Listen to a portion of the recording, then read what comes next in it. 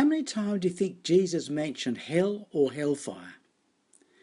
And maybe we can compare that with the number of times Paul mentioned the same concept. Was there a difference? And here's another difference. How many times does Jesus mention hell or hellfire?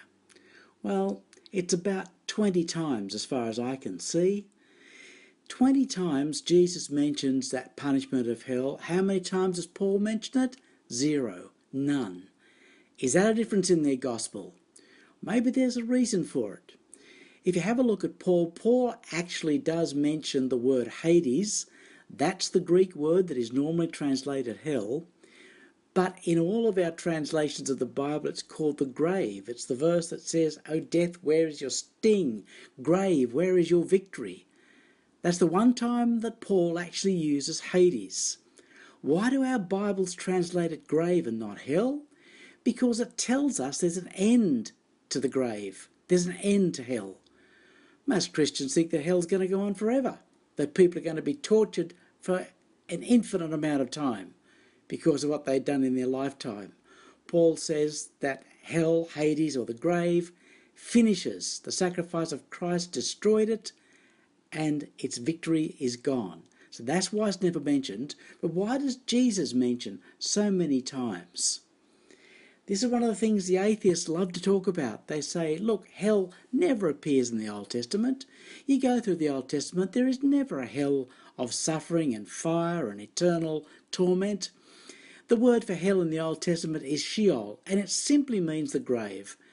The multiple times in the Old Testament where that word Sheol is translated grave, because it can mean nothing else. So in the Old Testament, there was no hell. Get to the New Testament, and this is what the atheists will say, here comes gentle Jesus, meek and mild, and suddenly he creates this hell of torture for eternity. And they say, how can you believe in someone like that? And the reason they say that is because they haven't got a clue about why Jesus mentioned it and why Paul doesn't. The answer is actually really simple. It's because Jesus spoke Hebrew or Aramaic, mixture of both maybe, and Paul spoke or wrote in Greek. And that is the difference why hell is mentioned with Jesus and not with Paul.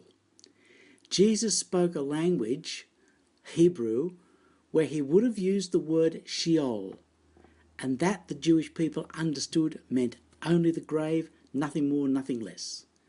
Paul, who spoke Greek, could not use the word Hades, and so he chose to leave it out totally.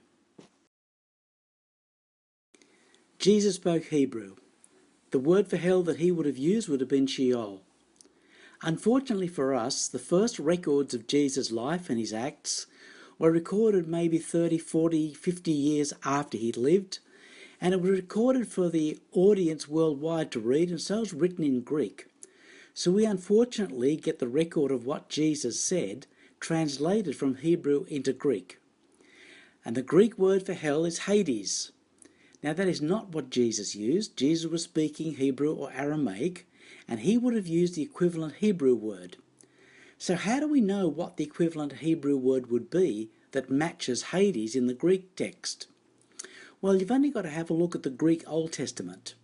The Hebrew Old Testament has a matching Greek Old Testament called the Septuagint version, and you can match up the words for hell, and you can see what matches Hades in Greek in the Hebrew, and it's the word Sheol. So every time the word hell was ever used in Hebrew, it was Sheol. And so therefore when Jesus walked around talking to people, he didn't talk about Hades. He talked about Sheol, which they all understood as Hebrews. They understood perfectly that simply meant the grave. But when the Greek text was made so that people could spread the gospel into nations other than Israel, they used the word Hades.